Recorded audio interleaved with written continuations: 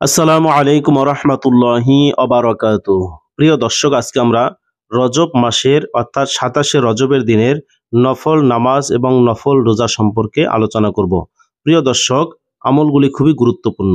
রজব মাসের নফল রোজা বিভিন্ন কিতাবে উল্লেখ আছে। রজব মাসের যে কোনো তারিখে রোজা রাখলে অশেষ সওয়াব হাসিল হয়।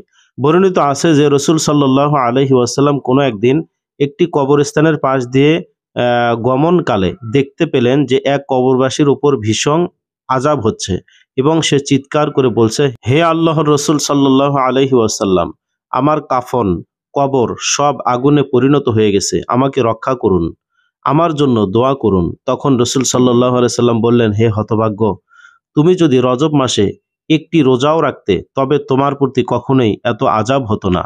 এরপর তিনি ১০০বার সূরা ইখলাস মানে কুল হুয়াল্লাহ সূরা পড়ে তার সওয়াব লোকটির প্রতি বকশিশ করলেন। মহান আল্লাহ পাকের রহমতের সাথে সাথে তার কবরের আযাব বন্ধ হয়ে গেল। সুবহানাল্লাহ।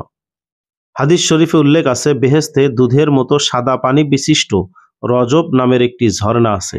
মহান আল্লাহ পাক রজব মাসে রোজাদার ব্যক্তিকে কিয়ামতের দিন ওই ঝর্ণার পানি পান করাবেন এবং দোজখের আযাব হতে রক্ষা করবেন। সুবহানাল্লাহ।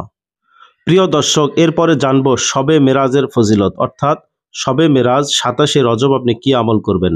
হযরত আবু হুরায়রা রাদিয়াল্লাহু তাআলা আনহু হতে বর্ণিত, তিনি বলেন, নবী করিম সাল্লাল্লাহু আলাইহি ওয়াসাল্লাম বলেছেন, যে ব্যক্তি ২৭শে রজব রোজা রাখবে সে যেন ৬০ মাসের রোজা রাখলো।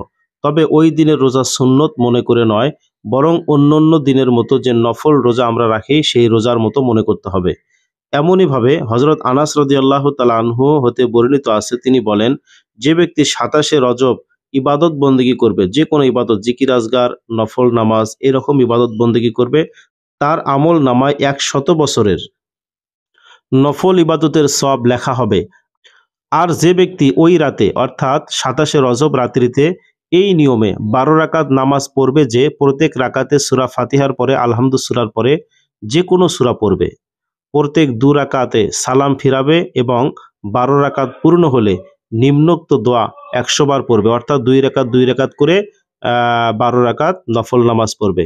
১২ রাকাত নামাজ পড়া হয়ে গেলে ১০০ বার এই দোয়াটি পড়বে, সুবহানাল্লাহি ওয়ালহামদুলিল্লাহি ওয়ালা ইলাহা ইল্লাল্লাহু আল্লাহু আকবার, লা হাওলা ওয়ালা কুওয়াতা ইল্লা বিল্লাহিল আলিয়্যিল আযীম। বাংলা উচ্চারণ, সুবহানাল্লাহি ওয়ালহামদুলিল্লাহি ওয়ালা ইলাহা ইল্লাল্লাহু আল্লাহু আকবার, লা হাওলা ওয়ালা কুওয়াতা ইল্লা বিল্লাহিল আলিয়্যিল আযীম।